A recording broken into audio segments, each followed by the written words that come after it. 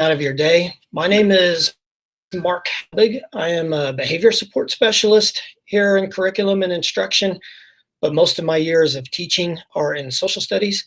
And then joining me is Taylor Mayer and Liz Torres, and they are teacher support for social studies in curriculum and instruction. And so Taylor will be doing the attendance. Liz will be kind of eyeing the chat and taking care of any questions you may have there. And just a reminder, this session will be recorded, so it will be available with the TLF Summit resources. So what we're going to talk about today is how do we talk about issues that matter? And one thing we discovered is as we started doing the research for this, it was much bigger. This could have been an easy half-day training session. So we kind of changed a little bit of how we approach this. So here's our agenda today. If you just joined us, please go to slide number 3 on the slide deck and enter your name in one of the columns. Those columns will also be your breakout session. So if your name is in social 1, at the end, that'll be the code you'll enter in at meet.google.com, and that'll be your breakout session. While people are entering name and attendance, if you could put in the chat just what school you're from, the grade level you teach, and why did you attend this session today? Is it personal interest in the topic? Is it you're going to take it back to a department? Did it fit your time schedule? If you could just do that for a moment, and while we're waiting, I'll go through the rest of the agenda. So then we'll go through a section on the research that we found on how to discuss these issues. And then the majority of our time, we're going to try and at least have 30 to 35 minutes for breakout sessions. So we're going to try and keep the presentation part to about 20 minutes. So we'll just take a moment for the attendance and to enter that information in the chat.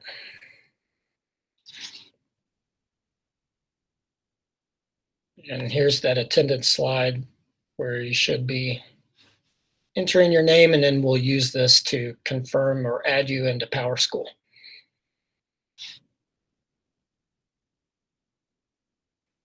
So Mark, we have high school and middle school. It fits much of what they are teaching now currently. A lot of people are saying they too have just a personal interest.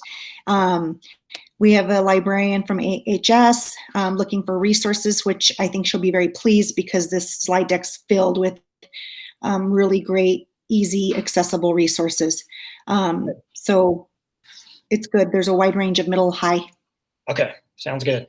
And that is one of the things we really tried to focus on under like these working assumptions we did, is we tried to really pack a lot of links of resources for this topic. So some of the working assumptions when we were creating this is, one, virtually these type of discussions are just going to be different.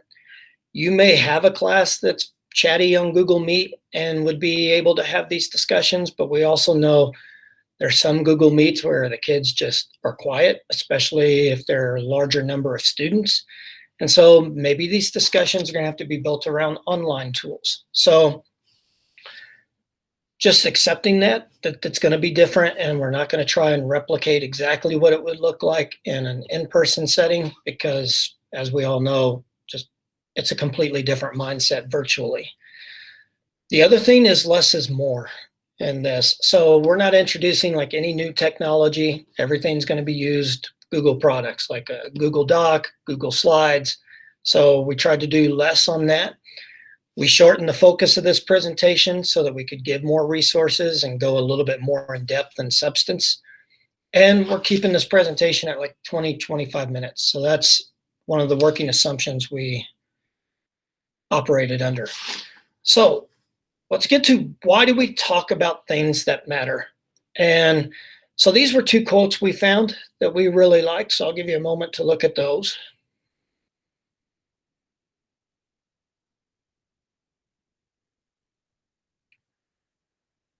For me personally, I like both quotes. But the second quote about democracy begins in human conversation, that one really struck me because especially the times we're living in now, and if we're going to be discussing elections and social issues, there is a fear to discussing these issues. And that's why we put that bring your fear and your courage, because there's going to be both involved to have these discussions. But maybe the reason we are struggling as a country is because we haven't been having these conversations as much. I know personally, like I was always taught that what do you not discuss at the dinner table, or what do you not discuss at family gatherings? Politics and religion. Maybe we should have been having these conversations. So that's what the second one really struck home with me, was that quote. But then also personal experience has taught me how important it is to have these conversations. So my first month of teaching, I was in Houston, Texas, was when 9/11 happened, and I was teaching a fifth grade class. And of course, that day we couldn't communicate much because we didn't know what was happening. We just told the students, yes, there was an attack in New York and Washington, D.C. That's why you're hearing so many parents coming to pick students up. They'll take you home. You'll see it on the news. But then we were given a directive the next day to not discuss it, that it was too raw, that students wouldn't be able to handle it. But what we soon discovered is they were going to talk with or without us. And with social media now, students are going to talk and they're going to get information with or without us. And that morning after September 11th, we heard conversations just all over the place of the conspiracy theories were already developing. Did you see the face of the devil in the fire, and it's America being punished? And so we went to our administrators and we're like, listen, here's what we're hearing. And so we did give them a chance to ask questions the rest of the day, and finally started having those conversations. And so that was a very valuable lesson. Add on to that we're in this distance learning and everybody's so overwhelmed. Maybe people are hesitant to even, how do I address this when I'm this overwhelmed of just surviving day to day? But I was thinking, how much is the election and these social issues contributing to this feeling of this overwhelming feeling? And maybe by discussing it, it'll help in some way. These are the reflection questions. They'll be the focus of the breakout groups later. So I'll give you a moment to read those over. The groups will be able to decide what they want to focus on in that, but these are some reflection questions we're providing.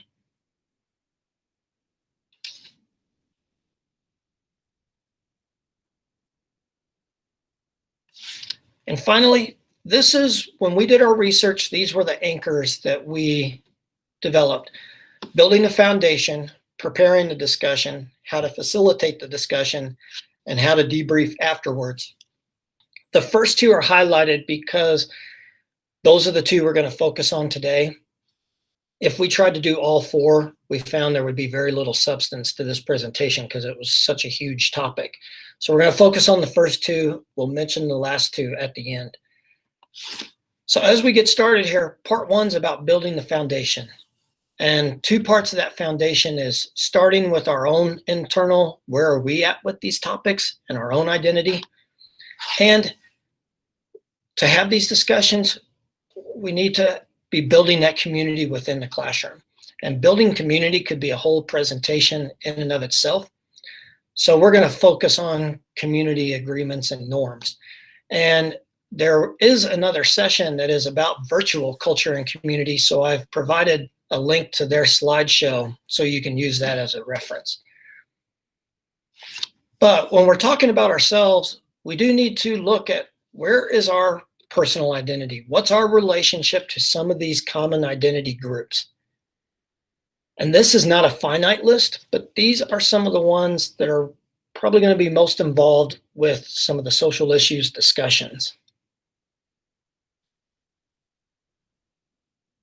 And as I was researching this, we were researching this, what I really liked was these four reflection questions. So I just plugged in age, just so that you could see it. We could adapt it to any of those personal identities. But taking these four reflection questions and really seeing where our personal identity fits in within these issues. So a personal example, if I was to plug in religion, that would be a very good reflection for me because it was such a big part of my growing up. So I grew up in a city called Evansville, Indiana. It's in the very southwest corner on the Kentucky border. And I went to Catholic grade schools, Catholic high schools. And so my whole community, basically growing up, almost everybody I was associated with, except for some neighborhood kids and a few relatives, everybody was Catholic. And so, like, when I got to that third reflection question, how often am I asked to adapt to other people's religion? Well, when I was growing up, I didn't have to adapt, hardly at all. Everybody I knew was Catholic. So, that was a little different for me as I grew up. And now I've realized there's a much broader world out there. But taking those reflection questions, it's challenging. It's not always easy to confront this in ourselves, but it is necessary for us going into these conversations, and it will be beneficial in the long run. And then finally, evaluating how comfortable am I addressing these topics in class? So we've provided 2 resources for you. The first one is evaluate your comfort level, and that's the picture you see on the slide. And the second one is, like, we created a teacher self-reflection survey that is on a Google form that you could just kind of use as an example. But look at that, evaluate your comfort level, and we see those vulnerabilities. Being honest with ourselves on what our vulnerabilities are before we even have this discussion.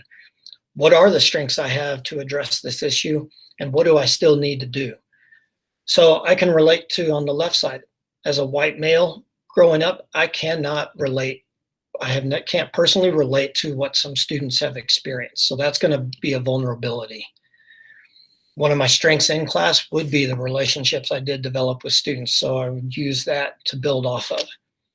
As a need, I would need to do more research. And so to give this presentation, I needed to do research to get more comfortable with presenting this. So this would be a good way to kind of self-evaluate or self-reflect before addressing the issue. And then in terms of that building community, building some community norms and agreements before we ever have a discussion. And if you can get student input, that's ideal. So, like, for example, I will challenge or question assumptions or ideas, not individual people. That's difficult for students. So one thing I would do is maybe give them a scenario based as we're going through these community norms. If I want to guide them to that and say, what if this happens? How are we going to react? So those community norms, we got it from the link on that page, on page 24, and there's more available, but those were some of the main ones. So that was part 1. Any questions on part 1 before we move to part 2? Okay, so part 2. So we've kind of built our foundation. Now let's start preparing the students more in depth for the discussion. This isn't a checklist that's going to be done in order. Many of these are interconnected, as you can see. But the first one that really stood out to me was being responsive to students, because this is, again, about them having this discussion and us just being the guide. So there's a lot of big ideas that fit with this. So 1, what is student mindset? We've done a self-reflection, but where are students on this topic? So you could survey the class. So we created a Google form that gives you an example survey, and you have the link to that. There's also a guided lesson that we've linked that came from Ferguson, Missouri, and after the Michael Brown shooting and the protest that occurred. And it has a way of, this lesson goes through of kind of gauging their mindset and creating that safe space to have this discussion. Is the topic too raw? So I mentioned 9/11, that was the fear. One teacher I read about, she taught in Charlottesville, Virginia, and 1 month after the right-wing protest that led to the death of opposing protester, she tried to have this discussion a month later in Charlottesville. and she wasn't from Charlottesville, so she didn't appreciate how deep the wounds are in the community and the long history. So it was too raw, and they had to go back and do a much more gradual approach, like a years long approach to this. We provided a graphic organizer there responding to strong emotions. So it allows you to make a plan. Like, if this starts happening, what am I going to do? One thing is not asking individual students to be a spokesperson for the entire class. So a few years ago when I was teaching in Rio Rancho, some students brought up the Holocaust, and I had one Jewish girl in the class. Well, I don't want to ask her to be the spokesperson for the whole Jewish race on what happened at the Holocaust. Now, she volunteered. She liked to instruct students on the Holocaust, but it's different than me saying, oh, do you want to speak on this? So keep that in mind. How much should we involve parents and admin in this discussion and let them know beforehand? Another one that stood out to me was that intent versus impact.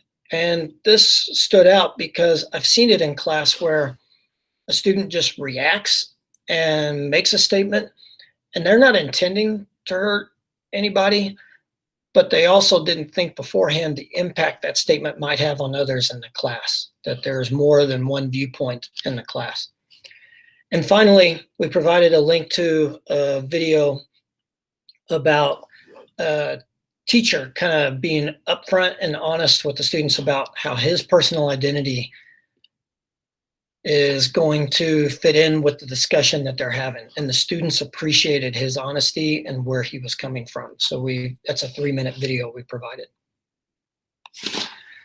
Second, as we prepare, consider your goals. So very few students are going to be able to walk in and have a debate right away.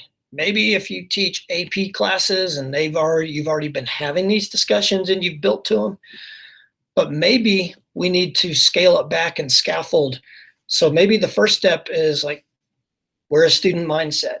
I'm just going to find that out. Or I'm going to give students a chance to express themselves. Maybe that's what we're going to start with. Then we're going to expand to learning other perspectives and practice how to listen to each other so we can scaffold our goals to build to maybe eventually having an all-out debate. But we have to keep in mind that not everyone's going to be ready for that right away. So you just have to know your class. So I mentioned in the last slide, there's sentence stems. Like, that is one of the things we might work with them on, is sentence stems. So we've provided 4 links to some different sentence stems you could use. These are good for readings. They're good for discussion. They'll work in many different settings. And you can see on the picture, like the I agree with because, I disagree with because. So that's some examples. Defining the issue is another piece. If I just said we're going to discuss the election, it's so broad that I could lose control of that discussion easily. It can go in so many directions. So how are we going to define it? Are we going to discuss mail-in balloting and how it fits in with COVID and the issues surrounding that? Maybe students don't know the Electoral College, so maybe we have to address that. Are we going to address specific issues that are part of the election?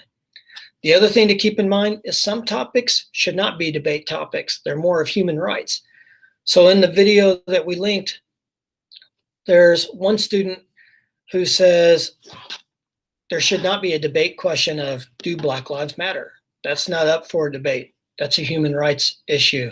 And so to her, that would be a non-starter on that being a debate topic.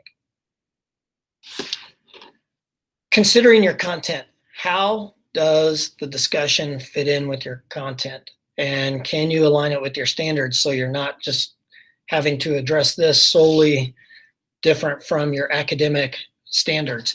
So I know a lot of like language arts and social studies, you have the informational text. 8th grade social studies, there's a political cartoon standard. Math, science, you have the interpreting data and charts and graphs that you could bring some issues in, especially related to COVID. But one example is when I taught 8th grade, the pre-revolution era, mentioned the Boston Massacre. And so what I always did is made that a broader issue. And so we looked at protest behavior. We looked at the role of military and police in protest. We tied it back to like the Kent State shootings in the 1970s, where you had the protest and the National Guard. And now we can tie that into today. So that would be very easy to connect the standard from the Revolution era to modern times. So how does the discussion fit in with that? And then how do we go about building background for students to have the discussion?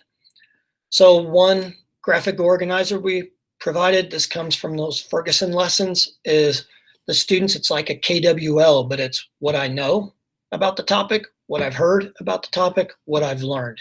So you can use that to kind of frame their background on a topic.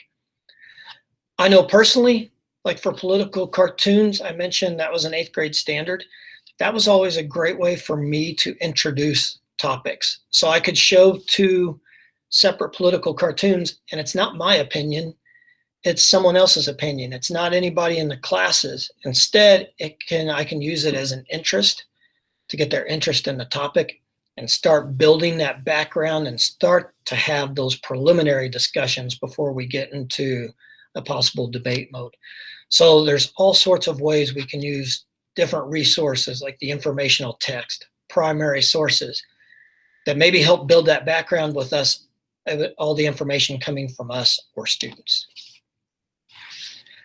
And finally, as we prepare this, let's scaffold. We can't get everything done in one time, and we have 1 month to the election. So we don't have to have the full-on debate before the election. These issues are not going away, even after the November election. So if we have to, let's build gradually. So I could survey the students. Only takes about 5 minutes of class time, and we're good.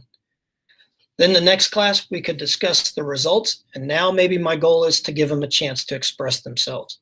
So we created an e-journal, just to give you an example of what a Google Slide journal could look like that students could use to express themselves. Then maybe in the next class, I introduce more of the topic with those opposing political cartoons. Then we start developing the more background. And as we get closer to a discussion, I start practicing with sentence stems, but maybe I do it with topics that aren't related to the issue to get them practicing that way, so it's easier for them to use then when they get to the harder issue. So those are ways that we could prepare to have the discussion. And then the next part would be the facilitating of it and the debriefing of it. And so we'll either present this as a webinar or maybe the next summit, or offer it as an after school piece. That part hasn't been decided, but that'll be the focus in upcoming sessions, is the facilitating and the debriefing. Any questions on that? Because these topics are very rich to go into, and that would be a whole nother presentation of itself. So finally, here's a resource page. The first 2 there are the primary resources that we use to build this presentation, but there's the others there have a variety of resources as well. We've put a link to a specific resource page that has all the resources from this slide deck. So you have it on the slide deck, and you could have this document as well. So I shared with you the story of the September 11th and my personal experience. So what we're going to be doing now is going to the breakout groups. So we're going to give those directions, and that'll be a chance to share your own experiences.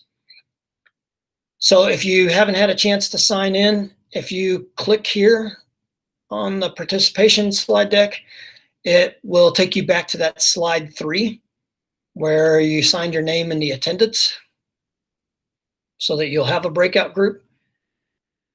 So Mark, depending on, because I know Molly is having to leave, we might want to just make 2 groups and readjust the sign in a bit. Okay, so we'll take a look. Let me go through these directions, and we'll take a look at slide number 3 and Perfect. see if we want to consolidate a little bit. So like I said, your breakout room code is where you entered your attendance. So if you're in that first column, your code will be social 1. You don't have to worry about capitalizing or spacing. So you'll just go to meet.google.com and type that in. Then if you keep this slide deck open, if you click on the link breakout group questions, that'll take you back to the slide with the reflection questions. You can use those for your group discussion. Focus on whatever direction the group wants to go in. Please stop 5 minutes before the session and complete the short exit ticket. It has a little, like, one question of feedback for us, but then it has some questions just to show a way to get student voice in the online. So we just have a Google Doc and you'll see some of the participants from yesterday, their ideas. Once you've completed the exit ticket, you can leave and you do not have to return to the main room.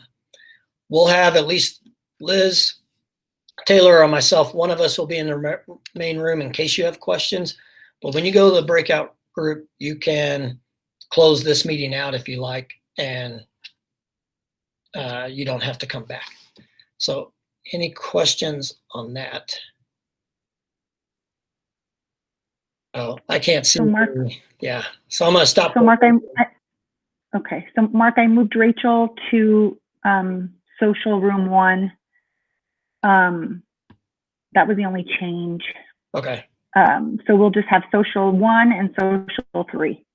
Okay, sounds good. Any questions on that? And this session's over at 10:30, but if you do need to leave to get to a class or something, we completely understand. But this is over at 10:30. So thank you for your time. Thank you for attending, and good luck with your classes and having these discussions with your group, or starting to build, preparing for these discussions. So feel free to head out to your breakout groups now, and thank you again for coming.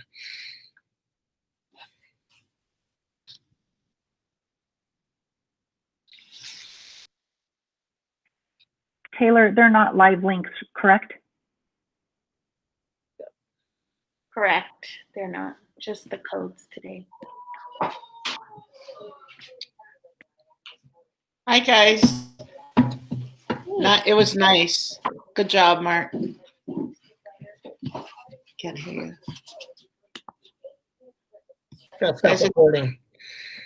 Oh.